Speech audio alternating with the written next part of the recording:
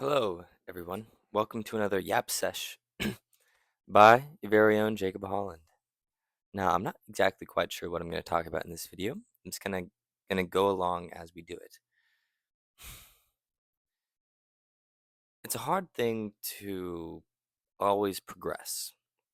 That's one thing. We always want to do better than what we have been doing in the past.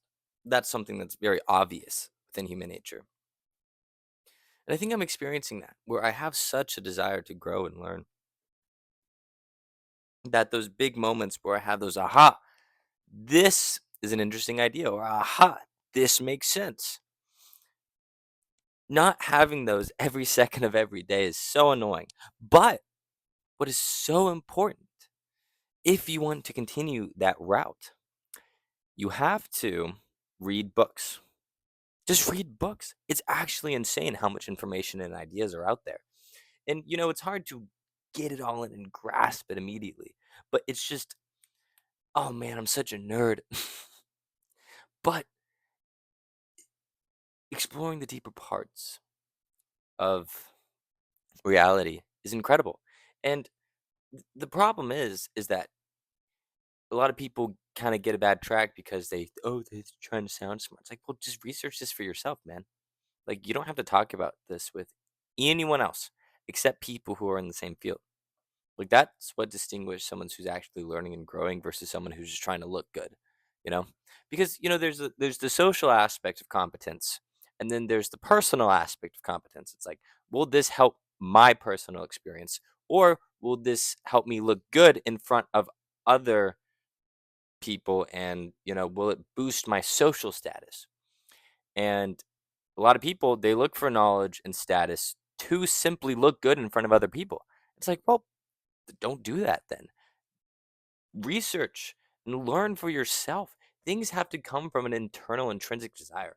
That's literally the only difference between somebody who is a genius and someone who's considered just relatively smart, because it's not like, it's going to affect your IQ, the reason you do it, but what it is going to affect is your ability to imaginably abstract into more ideas that are unknown to anyone else besides your brain and what you came up with.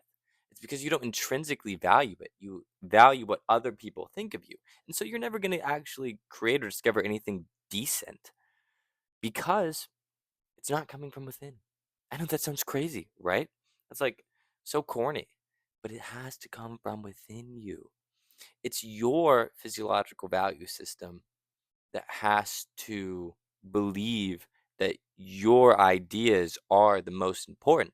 And then you got to think critically about it. You got to understand, okay, how am I going to test this? How am I going to, and you need to theorize and discuss with other people in that field. You can't just talk and talk and talk to people who have no clue with what you're saying just to sound good, and be like, "Oh, well, I'm just kind of getting my words out." It's like, "No, but you're not really growing, are you?" And, you have to do both, right? And it's hard, especially if you don't know anybody. Just talk to people online, and do it from a place of like being nice. Like, be nice and like ask questions and be like, okay, I love your view. Let's talk about it. And then go into it, get a good understanding. Be an empathetic intellectualist, like I talked about in the last video. Empathize with their theories and their understandings of science and philosophy, and then explore, how that could correlate with your ideas, and then reach an understanding and conclusion. And people will love you, man. Absolutely love you if you do that. Now, it's a hard thing to do, but not really. You just have to be genuinely curious and present in the moment, not worried about things in the future. Like you have to focus. And once you're able to do that, you do it a couple times, and listen, you can't expect perfection the first time. Okay. You have to progress. I think that's one of the main issues with people is that they don't understand progression, and that we are creatures that progress towards something. We don't start perfect. That is not any way, shape, or form how humans function. We have to start from bottom up. We like to start from top down, right? It's like, oh, this is the top level of what I should understand. And then you kind of just fill in the details later. No, the details are what comes first. They're what create the bigger picture. The details are the bigger picture. Okay, it's just the little details form the progression towards a comprehensive understanding of the topic at hand. That is what's going on. So, what's also nice is this: you just have to start talking. Just start talking. It doesn't really matter what you are talking about, you know? And then from there it'll form some sort of direction. But you have to start at the small, minute details, get to understand the person, and then from there you can both extrapolate each other's ideas. And they'll do so very willingly because you were the one who initiated that type of symbiotic conversation between the two, between you and the person. So it's incredible. It's a really good thing to do. I promise you that. But you know, one thing I will say, it's good. It's easy to talk about life lessons like this. What's not easy to talk about is things that are actually within my field. Like neuroscience. I think I want to be a neuropsychologist because I absolutely love psychology and I love the aspect of the sense of self. I'd either be a cognitive neuroscience scientist or I would be a neuropsychologist. And a clinical one, perhaps, but I would love to do research. I think that would mainly be where I want to be. But at the beginning, you got to do the clinical studies and kind of, get some intuitive understandings of how, humans work and how people with disorders like actually function. You can feel them. That's where kind of the actual empath has to manifest itself within that environment. Not because those guys don't have theories, they have feelings. And so you have to really be careful about how you perceive them because you have to perceive them from their perspective. And it's possible, it's totally possible to do that. I know many people who have that skill, and it is something that everyone else can learn. So I think that we should really pay close attention to how that works. Okay. It's a good thing to do. It's a very good thing to do. Now, I will say, talking into a microphone is very interesting because it's helped me so much be able to use my words to convey how I feel. Like it's crazy how on Instagram I started posting, I would say like 2 weeks ago, and the video sucked. Right, I could barely form my words and my sentences, my phrases, and anything. And I'm still not 100%. I'm still not at 100%.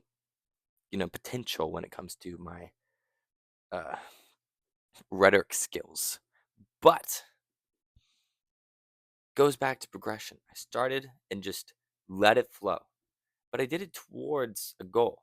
So I still had the goal of like what I wanted to sound like and what I wanted to convey. But I didn't let that hold me back from just letting things out. If you've ever taken voice lessons, you'll know that the teachers are very happy when you crack. It's like, "Oh, yes, yes. Thank you for letting your voice crack instead of, tightening your throat and making sure that, you don't do any sort of crack because that's embarrassing, right? But it's good for you to crack and to mess up because what you're doing is that you're genuinely expressing the best that you can do when you do that. And there are going to be mistakes, but you will fix those mistakes if you allow them to happen. Your brain knows what to do to aim towards a level of competence that is satisfactory because you do have a model of perfection within your brain. You're just never going to be able to start there.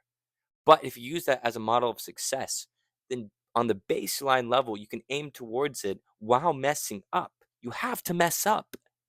It's vital. It is necessary. And I think, obviously we know that, but we don't want to actually put that into practice because it's embarrassing, which is why I think that things have to come from the inside, not from external forces, because then we always have a level of, how we want other people to perceive us. And if that's the baseline model for success, you're never going to grow ever as a person. It has to start from your intrinsic values. And then it doesn't matter if you mess up because that's when you realize it's coming from within, it's actually exciting when you mess up because you realize you're wrong. And that is so relieving. It's like, oh, I realize what's wrong here. Now I can fix it. If you realize what's wrong, then there's obviously a direction towards growth and success. And that is absolutely incredible. And it's only possible to feel that way when things start from within. It is vital, it's necessary, and it's something that not many of us know to do. I started to do that because I cared so much about what everyone else thought of me. And it's funny because I'm an introvert. You wouldn't think that that would be the case, but it was unconsciously making me act a certain way. And it was only when I experienced some pretty intense pain that made me realize the intrinsic value of internal manifestations instead of external control. And it was from there I decided to pursue truth no matter what it was. And obviously, there are probably still some things holding me back to some degree, but once I'm aware of them, I correct them, you know? And then there are obviously assumptions that I make, but that's different because those are axiomatic and valuable and changeable because I know what they are. And I also understand them. And I was able to do that because I started from a blank slate. I started from nothing. And I pursued excellence, not perfection. Perfection is impossible to get to. It's like the top of Jacob's ladder, when Jacob's ladder itself is just infinite. You can keep climbing up forever and ever. And so you can never strive towards perfection because you never get there. But you can start the continuation of excellence today. And if you mess up, that is a part of the process of excellence. And we all have the capacity to do that. One thing that has absolutely just baffled me is people that that say that we are just a brain. Like just a brain? Do you realize what that brain is? It's like, well, that's still up for debate even with the top neuroscientists and philosophers, right? So that's still up for debate, but uh Giulio Tononi, that guy working with IIT. I'm reading his book soon. I'm getting it on Wednesday. I'm so freaking excited to read it. I forgot exactly what it is. Hold on. Hold on. I have to find this. I have to find the book. But it's where's my account? Is this my account? No, this is not my account at all. I need to sign in. I think I can sign in like this. Yes, yes, yes, yes. Ha ha ha. Oh, my password is incorrect. Why would it be incorrect? You know what? Whatever. It's fine. I'm not even gonna worry about it. But it's like if you knew what a brain was, you would realize how incredible the gift of life is. It's like, oh, we're just meat bags. What a terrible oversimplification. Terrible. It gets rid of all the sophistication behind our mechanisms and systems of function when those are incredible. Absolutely incredible. They hold so much intrinsic value, and you're just going to ignore it. Like, what? That's crazy to me. Absolutely crazy. It makes absolutely no sense. No sense at all for you to do that. Like, it's it's crazy. It's absolutely crazy.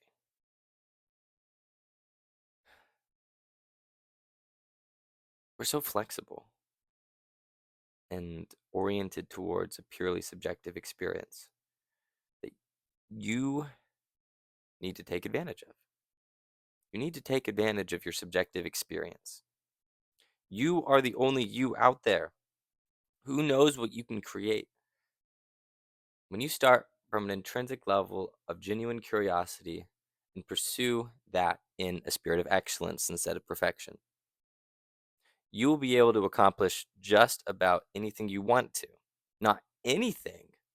You can't accomplish anything and everything, but you can accomplish what you want to accomplish, if that makes sense. And a lot of that is accepting what we're good at and loving what we're good at. Because oftentimes it's like, well, because we're controlled by a lot of external forces, we have a perverted perception of how we should view ourselves and what we value. And so because of that, you have to kind of push all that away and start from that kind of blank slate and realize what you truly want. And then from there, you can just flow. Flow like water, man. You can't control the river, but you can't control where you are in it. You know, you can swim to one side, swim to the other.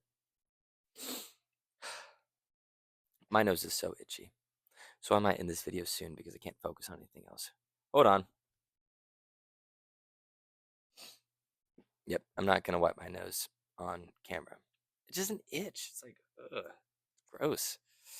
But anyways, this is gonna be a shorter video because I think that's probably a good idea. But anyways, I'll talk to all of y'all later. Have a great day. Hope to hear from y'all and what y'all are experiencing in life. So let me know. Peace out.